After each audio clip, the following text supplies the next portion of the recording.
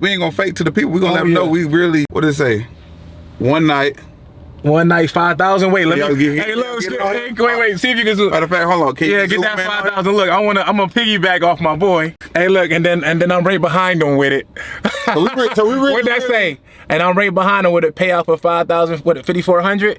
$5,470. Yeah. Right there. You can see him. Yeah. So this in December. Yeah. Well, we ain't flexing. We let y'all know y'all can do this too.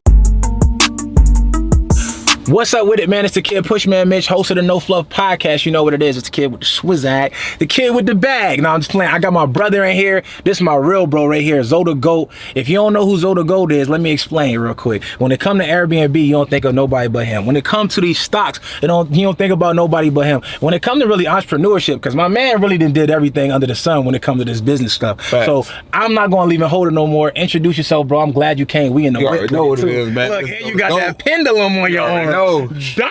Hey, it's a regular day, light day, work day. You already know what we got going on. Hey, bro. I'm Zoe the Goat. I teach financial literacy, like you said. I teach the Airbnb, real estate, stocks, the credit, the crypto, anything pertaining to how can you get a bag. I love teaching people how to make passive income, how to make money inside their sleep. I'm inside of Cullinan. You already know the stars. We about to go to sleep in here, but money don't sleep.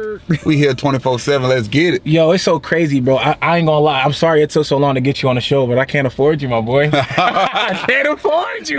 Cut that out, bro. Hey, you already know, man. You already know we be in and out of the country, bro. Man, but I'm here though. Crazy. You know what I'm saying? Bro, we shared so many stages together, bro. We did so many things together. Now it's like it's so dope to be on my platform, being able to even just show love to how you got everything you got going on. Right. So that's what I want to do. So yeah, I appreciate that. You know, this is what I want to do. I want to let everybody who doesn't know who you are, I want to give them the real backstory to all this before. We know you're successful. We know you got all the Rolexes, all of that. You traveling to Greece. You and your wife doing everything so major, bro. And I want to really talk about before that though. So, you know, everybody normally say, oh man, where did you come from and all that. What was the hardest thing that you had to go through before you was able to achieve success? The hardest thing I had to go through, honestly, bro, is really figuring out what I want to do in life. Okay. You know, I always knew I wanted to be an entrepreneur. Like I was selling candy in school, selling sodas on the school bus. You know, got my first job at the age of 15. A lot on the application at McDonald's, told them I was 16. Damn. You know, just to get a job. You know what I'm saying? And the summertime came around in high school. I had about 2 or 3 jobs. Damn. Working at the grocery store, working at McDonald's, Burger King, anything to do to get money. You know what I'm saying? But once I really tapped in, I'll say, okay, what I really wanted to do, it was fashion. And I opened my first clothing store at the age of 19. Saved all my money and just put it outside my clothing store, $15,000. Damn. I ain't had a dime in my name. I invested everything inside my clothing store, man, and just bet it on myself. And how did that go? It went good. I mean, that went good. Well, we know it went good, but what happened that was bad? Oh, what was happening was bad. I made my first $100,000 by the age of 21. I started my business at 19. Okay. Made my first $100,000 cash, not $100,000 gross, $100,000 net cash. But the thing about it is, the year after that, I lost it because I didn't have no mentor. I didn't have no coach. You know, at the end of the day, I blame it on myself. It was a lot of greed. You know, it was like I was like, dang, I made $100,000 in 1 year off of one store. Like, what if I had, you know, 5 stores? I would have made $500,000. Damn. But you know, it was greed kicked in. And so let's talk about that. How did you lose it? How when you say you lost it, how did you lose it? I scaled up quick. So I scaled up quick, and then, you know, you have one child, you raising one child, you know, that's cool. But you start having five kids at one time, it can get crazy. Right. So like my businesses was my kids. I had one kid I raised, okay, I got it straight. It's good, it's making money. Now the year after that, now I got 4 kids. Versus having 1 kid, and I got 5 kids total. Now it's like all over the place. I had people stealing from me, employees stealing from me. I had people, I had customers stealing from me. The employees were stealing so much they couldn't even watch the customers that were stealing. That's crazy. And then I grew so fast and lost control, and then lost everything. And I had to bounce back up. This is before the recession happened, like 2008. Right. This was around 2007. Okay. So when people talk about recession, I was hustling and getting my money back up. So, you know, I was like, I can make it losing 100,000. I can make it through the recession. You know what I'm saying? Yeah, no, that's what I'm saying. So how did you bounce back? Let's talk about discipline, bro. It was discipline. Like I tell people all the time, like, you got to make them sacrifices. Discipline. For me, like, people say, okay, discipline, sacrifice, we hear that, but what did you do? What did I did? I moved. I was staying with my mom, So I cut back on a lot of my bills. I even like what I like eating stuff. Like I was eating like Chef Boyardee, noodles, because I had to know I had to save all my money to get back on my feet. So even though I could go to Red Lobster, I could have went to Applebee's, I could have went to Roof Chris, whatever. I was like, you know what? Let me be disciplined. Let me go get this $1, $2 meal for the next 5 or 6 months, a year. Okay. Put the rest of my money back towards my business and build my business back right. Right. And then now my business is more healthier. You know what I'm saying? That's crazy. So that's you decided to live below your means and then hustle until you got to where you was more comfortable. Right. That's dope. I mean, a lot of people won't make that decision. A lot of people, because right now in the digital era, right, we got a lot of people on social media, they comparing themselves to other people. Right. So instead of them really focusing on making their business better and putting all their money into, like, you know, living below their means and making their money up and all of that stuff like that, right? They rather just spend money on clothes, spend money on bags, spend money on try to look like they got it versus actually trying to get it. Why? That's a crazy case. And then we're speaking on that, bro. I mean to cut you off, but even with that, it's like you got to sleep good at night. So you can look good for the gram, but it's like if you really broke and you really miserable, it's like going home. You can't really be at peace. You know what I'm saying? That's a fact, and that's my thing. So we got a serious job to do, bro. Right. So like since I started coaching and mentoring people, like I feel a lot better than even when I was running my businesses by myself. Because the impact that I'm making, and I know that I'm actually helping people get their credit up, helping people start their first businesses and getting their first houses and getting their dream cars. So that feels better to me. Tell me about the best thing about what you do now, and like I know you got a lot of businesses. What's your favorite business and why is it your favorite business? Favorite business is real estate, man, because it's something that's never going nowhere. And also I like homes. Like, as you know, I like designing homes. I like interior designing. So I look at properties like every day. Like most men, they go home, they probably watching like for sports. I go home and I'm looking at the MLS list. I'm looking at social media sites that got all these cool furniture and stuff. Like I'm fascinated about that. Yeah. So and he decorated my crib too, by the way. So appreciate it, bro. Appreciate it for the shout out. Hey, look, I told you you can keep it low key. You ain't gotta give me my shout out. I was doing it off the love. You know I'm already know. Hey, look, let me tell y'all something so crazy. Let me tell you what I like about Zoe. I told him, I said, hey man, I'm gonna get you to do the interior decorating for my next crib. He was like, bet. He said, hey, I'm gonna be busy, man, right now. He's like, matter of fact, I'll pull up right now. He pull up right now. He walked through the whole crib, take pictures. He's sending me furniture immediately. It wasn't like, oh, I'm gonna get back to you in a couple of weeks. I'm like literally, you could tell something like less than an hour after I left his house. It had to be like 10 minutes ago. Sending him all types of crazy. He probably like, dang, Zoe, what the hell Zoe got going on? Like, yo, I really love what I do. I respect that, bro. And it's not only that, bro. And it's just like, you just really a good person, bro. Yeah, appreciate it. I gotta definitely give you that. Thank you a lot. I learn a lot from just watching you, bro, through social media and real life. I just see the things you do. We've been on the stage at the Invest Fest together. Yeah, GoCon, my conference is Master P, Grant Cardone. You was out there, you know. Exactly. So we've been on a lot of stages. I've been on the stages that you put in front of me, and also we just been lucky enough to be able to share a stage. And like, bro, I've been able to see you grow over the years, bro, and it's very inspiring, bro. I had to tell you that. Like, and it's cool to see somebody who's like come from a similar background as me and being able to win. So me knowing you is something dope, and me being able to watch you is even better. So a lot of people, y'all better find people that inspire y'all, man. Seriously. Yes, most definitely. I mean, same with you, bro. Like when we first met, it was like all love. Exactly. And then when I really got to know you, I was like, dang, this cat, like he's cool. You know, with me, honestly, bro, like I gotta stay in my lane. Like you stay in your lane. Sure. So like I stay in my lane, but I'm like, okay, man, he's actually a good guy. Like you really love the people. Exactly. I see you pull up on the water boys. I see you pull up on people that probably can't even pay you back. You drop them games. You giving them hope. You know what I'm saying? Like you're really for the people, and I really appreciate you too, bro. For real. No doubt. We need more of us out here, because it's like, we going through a quote-unquote recession, and it's like, who gonna save us? The school system ain't gonna save us. No, sir. The government ain't gonna save us. We gotta save us. Like, okay, these cars look nice, the houses look nice, but it's more than just, okay, us looking nice. Yeah. We gotta have our people looking nice too. That's the fact. That's probably the biggest thing. The impact thing is crazy for me. Like, and I didn't understand how important it was. I'm not gonna lie to you. When I was grinding at first, I was real for self. I won't even sit here and cap you. I was getting my money up. I was getting my credit up. I was living in a penthouse land. This fall before social media, and I was just one of them boys. I was like, yeah, I got it, I'm cool. And people ask me what I do, I'd be like, as little as possible. I wouldn't even say nothing. But, and you know, I didn't realize how important it was until somebody told me, like, yo, I was sitting there when we gave back that day at Kroger. Right, crazy. We was out there giving away $40,000 to the people at Kroger, like in the inner city. Right. Like a lady was like, yo, we need more black men like y'all to show us that it's different things that they can do, like that these kids can do. So we let the kids sit in, rev the cars up and all that stuff. And the mom, they looking like they tearing up, they crying. Right. And they like, yo, man, y'all have no idea, man. Like we need to be mirrors for them, because they think the only way they can make it is rapping, drug dealing, right, or hooping. You know what I right. mean? They think they could be an athlete. And I'm like, look, man, you could do it a different way. We've been able to make that same type of lifestyle, get that same type of money, and be able to create it over and over again for ourselves and our family. Facts. So we need to be able to show them that it's possible. So yeah, they definitely need mirrors. So I want to ask you another thing. So what do you think about people who feel like us as people, like, you got a degree? I got no degree. So I don't got a degree either. So a lot of people they're kind of misinformed when it comes to financial advice and education, right? So I always talk about, I'm like, you think because somebody got a CFP or CPA or accountant or financial advisor, like they got these certifications, right? They think that their advice is more legitimate than someone like you or me, right?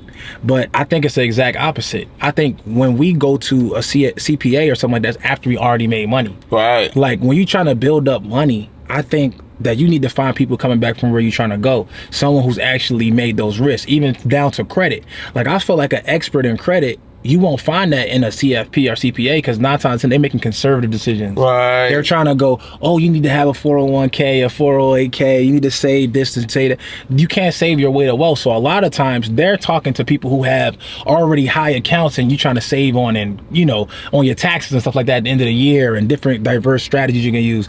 But somebody coming from the ground, and I go to a CPA trying to get financial advice, most CPAs and CFPs and stuff like that, they don't really have that much money. Of course. Have you ever met a CPA that really made anything close to you? Nah. I get the same look every time. They be asking me, asking me what you doing this, what you got going, can you put me on? Exactly. Like, every time I go to a CPA or a CFP or something like that, they always looking at me with their head like damn, this how much you making? Oh, I need to see how much you making. They see it, they like, you making this by yourself? I'm like, yeah. And it's always the same thing. So people are really thinking when they see us like, oh yeah, I can't get advice from them. I'm like, bro, this is who you want to get advice from. Of course. So it's kind of like they did a big Jedi mind trick. Like anything from the government, like they think it's for us, but really it's not. Right. Anything from the school system, we think it's it's from the school system, it's from the government. It got to be right?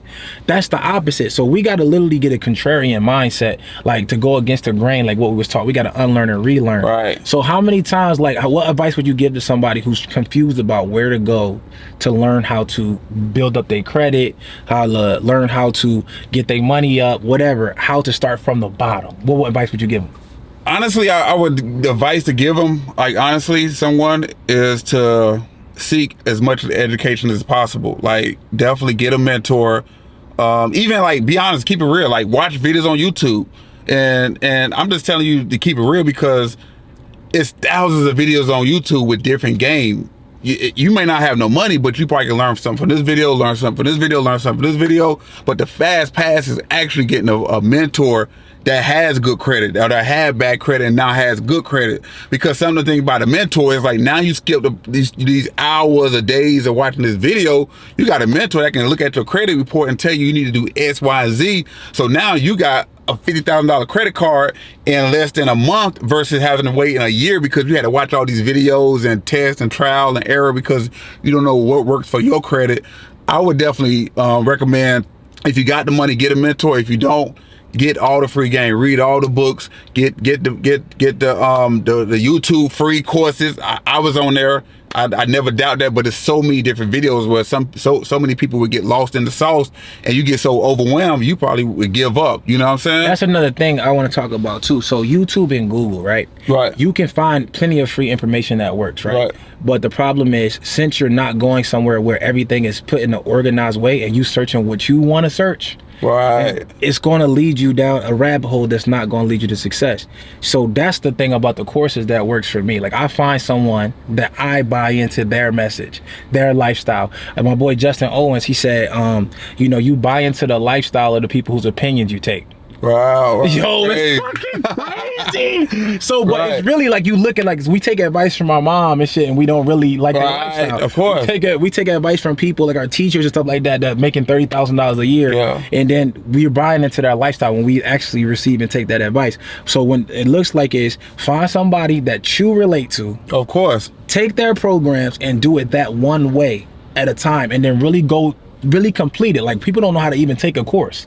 People will take a course and do the whole through the whole course, and then pick the part that they like to go out of. Yeah. Well, you know, one thing I want to mention before I forget this. Go ahead. With these courses, with these mentors, right? The way the U.S. government is set up, you can write all this stuff off as a business aspect. So even if you buy 100 courses, right, you can write that off on your taxes at the end of the year. You go to a conference, you probably pay $10,000 to be in a room with multi-millionaires. Write it off. Exactly. So the government paying for it. You know what I'm saying? Right. That's another. That's all about financial literacy. They gotta learn. They gotta go somewhere to actually learn that. And I talked about this. So the first thing that everybody always says to people is, "Oh, you got to change your mindset."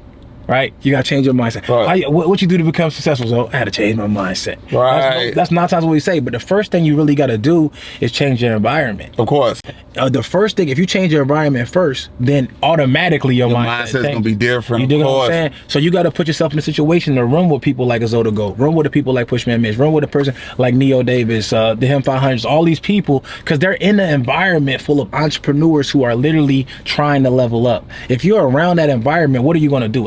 It's osmosis. It's automatically you're gonna pick up those traits. So to learn, like even to know about writing off stuff in your taxes, these people don't even know how to start LLCs. Right. So that's why I always like to say, all right, cool. Find somebody you like. That's the first thing. Find somebody you like.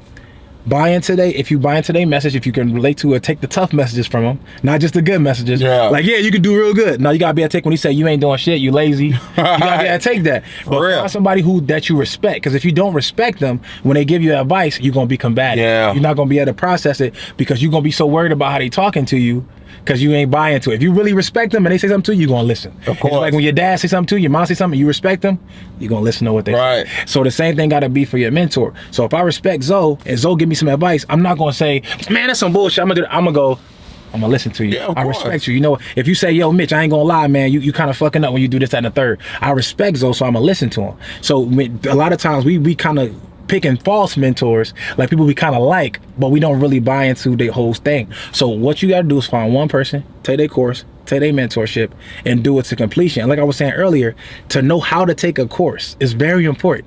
Don't fucking go through a course and then go through the whole entire course and then try to remember what module 1 said. Read module 1, take module 1, execute module 1. Right. Take module 2, execute module 2. Take module 3, execute module 3. Don't try to go back. We are trusting our memory too much, and our brains work like this. When we're going through any book or course, or we hear somebody talking, we remember the part that we like the most. Right. So the part that I feel like I can do in a course, what you gonna do first? That part, you're gonna be like, oh, I can do that. I'm gonna take that right there. That's not what it said do first. First thing it said do, start the LLC. Right. You know what I mean? Pick a business name. Of course. You ain't do that. You already started trying to make money day one. And it's crazy to say that I had a student that did that. Like, they came to me and I told them exactly what to get. They was like, hey, I want to get an Airbnb. I'm like, okay, go apply at this place right here. Right. Oh, I gave them a list of places. I'm like, I got 5 or 6 different places right here. Right. They went and applied at another place. Then a month later, they come and like, oh, they said I can't do Airbnb. They're like, why did you apply there? And I gave you all these other places. Like you skipped the step that was the main important place. Exactly. They did it their way. Right. That's not really being mentored though. Right. So when you being mentored, you really there's a difference between coaching and mentoring. So mentoring, that's kind of personal, it's special. Right. Now coaching, we can coach anybody in any business. We can just tell them the principles and then run the play. But mentoring is like, I'm buying into your mentality. I'm buying into your way of doing things. I'm saying, I don't know shit. I'm gonna let Zoe mentor me. Right. So I'm not gonna go and Zoe said do an Airbnb like this. I'm doing it like this. Fuck that. Right. I'm doing it this way. No, you said do this. I took your mentorship. I'm gonna do it your way. Now, after I've done all of that you taught me to completion, and I've learned all you can teach me, now you could take the principles that you you taught me, and then start to do a unique way because you already have the base blueprint. That's what it's all about, getting the base. That's it. You do it the way you did, and then maybe you might learn gems in there that you could take it to a high level. You might be better at it, but at least do that part first to completion. That's the thing. We like to do things our way, half-assed. Like I said, I like this part of the course, so I'm gonna do this part. Bro, I said start right here. This is the first thing you need to do. How come you on step 7 executing step 7? Literally got started. But that's what we always tell people. You got to be disciplined. You got to have that mindset right. Exactly. Because it's like, you could be if your mindset ain't right, then you ain't paying attention to what the coach or mentor is telling you to do. You ain't gonna never get the recipe. You know what I'm saying? You're never gonna get the sauce. You're gonna get your same results because at that point you mentoring yourself. You're doing it your way. You got to get out. We got to learn how to get out of our own way. I had to learn that shit too. I had to learn that shit too. I thought that I knew shit, but literally, we gotta have a self-reflecting type thing. But at the end of the day, it's never your way. Like the business, whatever you go through in life, it's never gonna go your way. Never. It's always gonna go its way you want to go. You just gotta enjoy the journey and know that this thing's gonna work out as long as I don't give up. We not in control, and the more we think we in control, the more we fuck up everything. Right. So I already know that I don't know shit. I'm comfortable not knowing shit.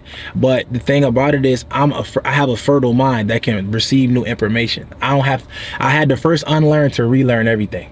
You feel me? So first I thought I knew shit, right? Just like we all do when we come in. Oh yeah, my mom told me this, but I know I could do this shit. I could do the da-da-da. We wanted to be rappers, actors. We thought we can do all that shit. Your mom like, nah, you can't do it this way. You know what I'm saying? But you like, I know everything. I know what your mom like, don't believe in me.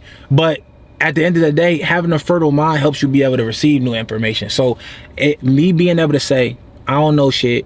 Zoe, you do know this space. You've been in this space. Let me hear what you got to say. Not listening to respond, but really just listening to listen. So Zoe might be like, look, all the Airbnb properties you got to fuck with is Airbnb friendly. And then I can say, what the fuck is that? Because I don't know shit. So let's go there. What's an Airbnb friendly property? So Airbnb friendly property is a property where basically you can do Airbnb and you don't got to worry about playing games with the leasing office or the HOA or the community, like taking your listing up and down. Some Airbnb properties, honestly, you probably can't go in there and tell them like, hey, I'm doing Airbnb. But the way it's set up now, Airbnb is becoming so popular. A lot of these places now are saying, hey, you know what? We allow Airbnb. So you ain't really got to hide it or sneak around it like you did a few years ago. You can go in some of these places that, if you know the places, and there is places like 2 places right here where I ain't gonna mention them because we in the city. Outside right here. We in the city. But for sure, it's some places where you can go in and say, hey, I'm doing Airbnb. You can sign some paperwork with them and they'll give you permission to go get your permit. Different places got their own guidelines, whether they charge a certain percentage or what. But at the end of the day, you can run your business easily on off a unit you don't even own, Exactly. So this is the dope thing about you. So you help your students, you tell them where the Airbnb from. Yeah, of course. So that's the dope thing about it. So a lot of people got courses and shit.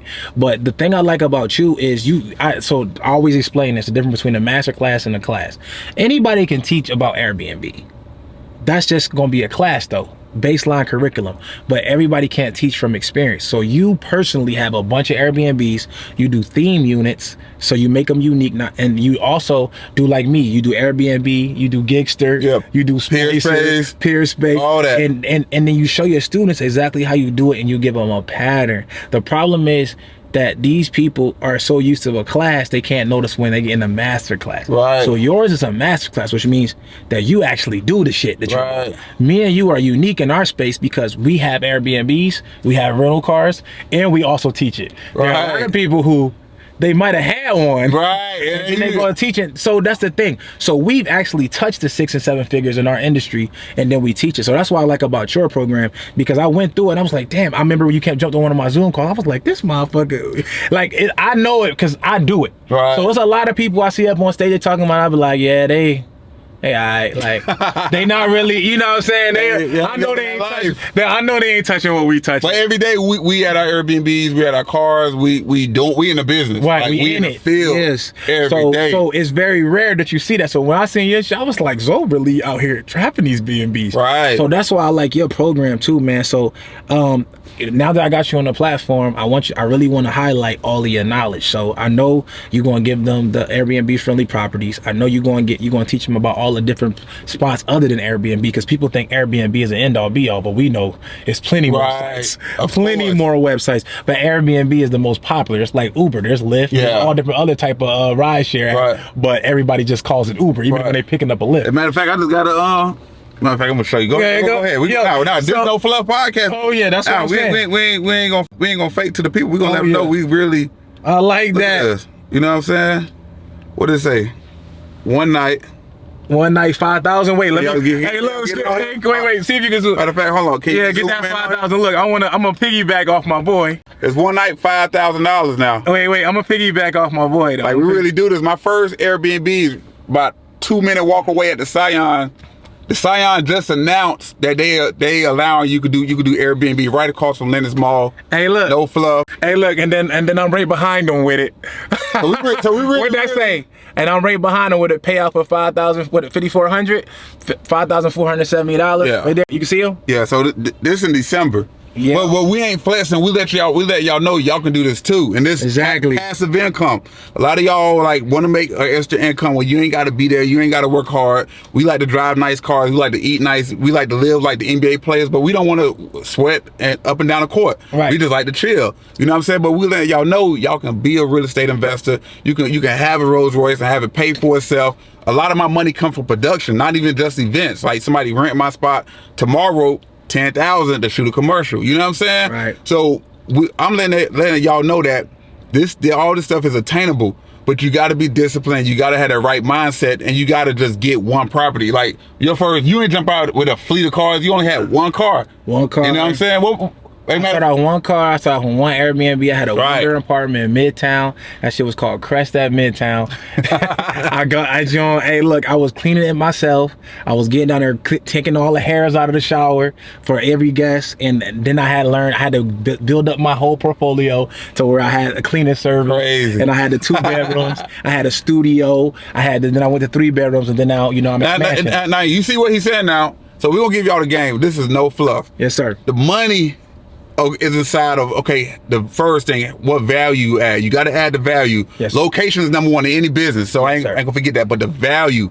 Add the value. Then when you talking about rental properties, now we know, the importance of how many beds do you have, because more beds you have, the more money you can make. You know what I'm saying? Like if you only got 1 bed in a 1-bedroom apartment, and somebody else got 3 beds because they got 2 pull-out beds and they got 2 other full beds, they can make more money because they can service more people. Yes, sir. They solving more problems. They can make more dollars. Yes, sir. You know what I'm saying? So we got to focus on how can you make more money in this business. Then we take it to another further. Once you get it set up, you get some professional photos, because I see so many people miss that stuff. They like, I ain't getting no bookings though. What's wrong? Your photos look like crap. Like when you walk in, they look totally different. Then once you start getting some bookings, you got 15 days out of the month booked.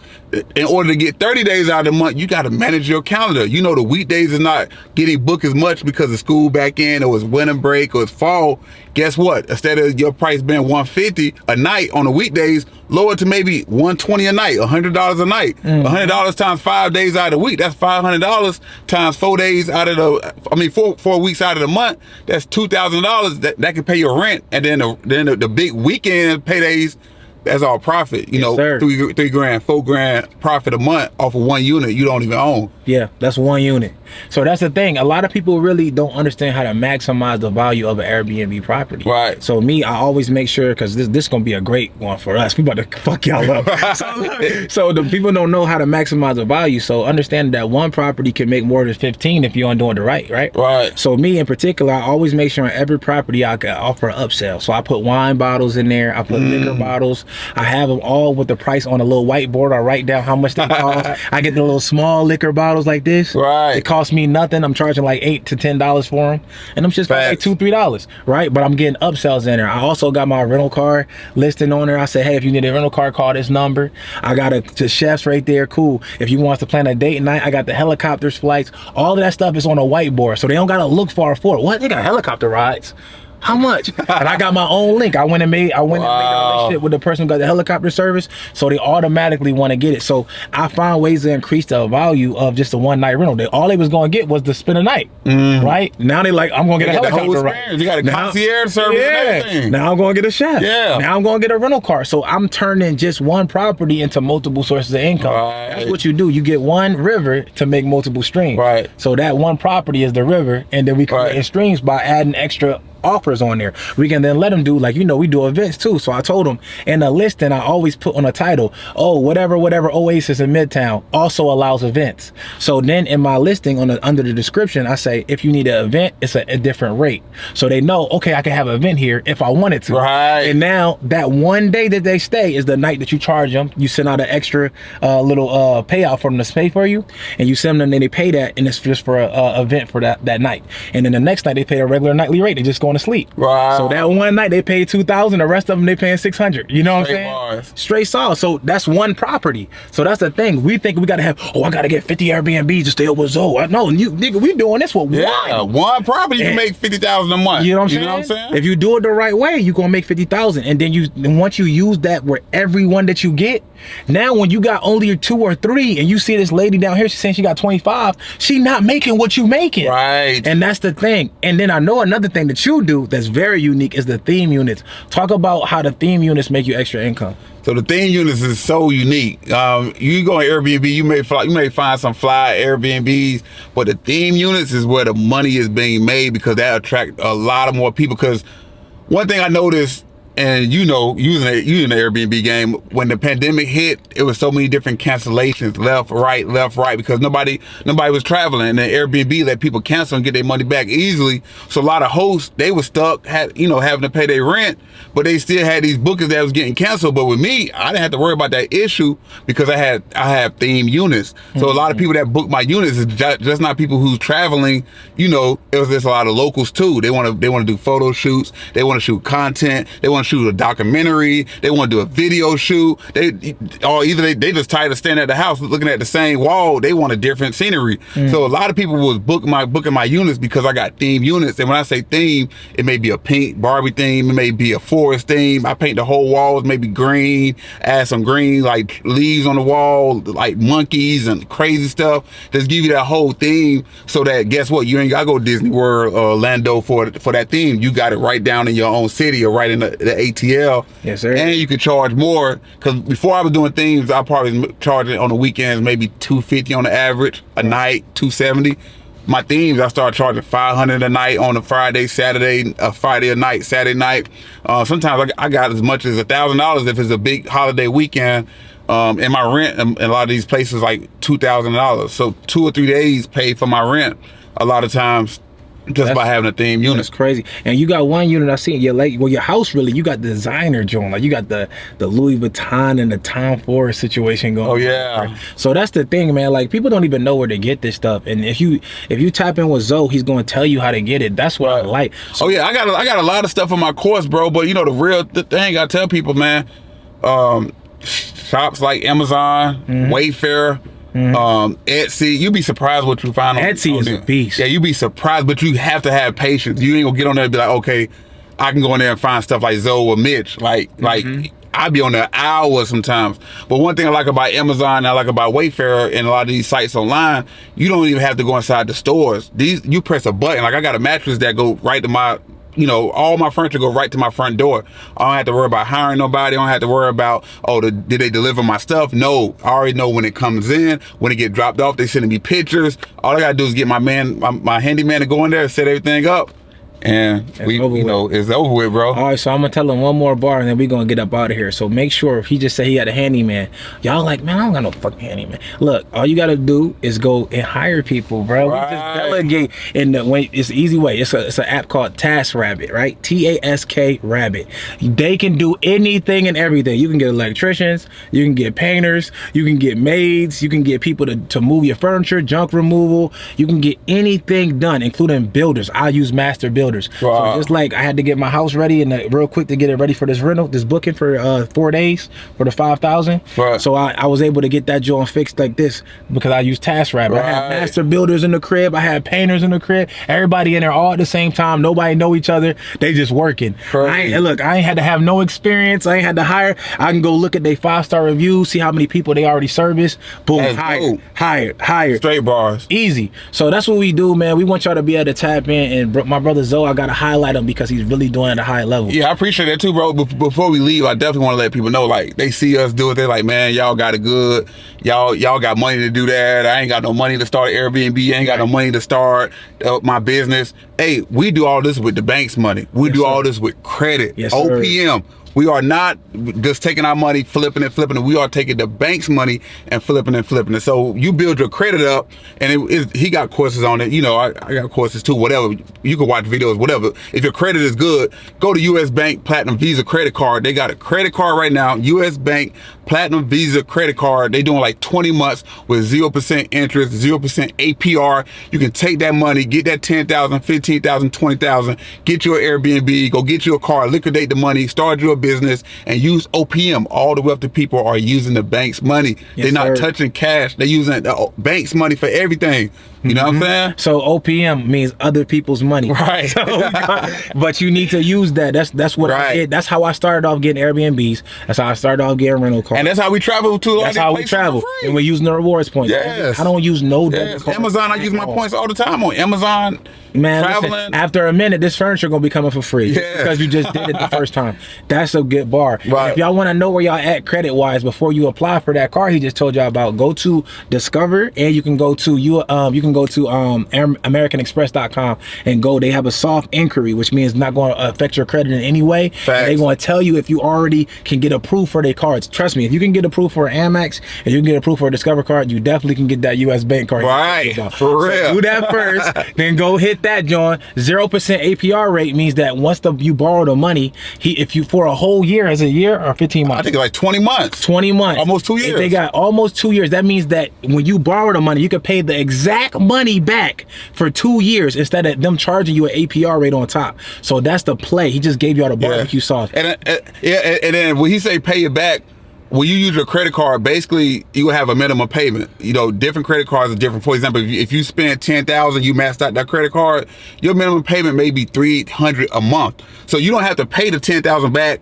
like that next month or 2 months. You can pay it back within a 20-month span. As long as you pay the minimum payment, your credit score is still gonna be good. Utilization rate gonna be down, but once you bring it back up, you're gonna have a lot of more points. You're gonna have your utilization gonna be high, and now you can go apply for some more credit cards because you was responsible and you paid it back before that 20 months with no interest at all. So if you're doing that way and you're doing a minimum payment and you already did what we told y'all to do, which is get the Airbnb, and we showed you how to get this barbecue sauce, you already gonna be making the money to pay that minimum payment plus more. You'll be getting profit. So that's the name of the game. Use OPM, leverage it, make money on top, pay it back. They give you more, you buy bigger things and do it again. That's the name of the game. You never had to have the front money, you just use your signature to get it. That's the real play.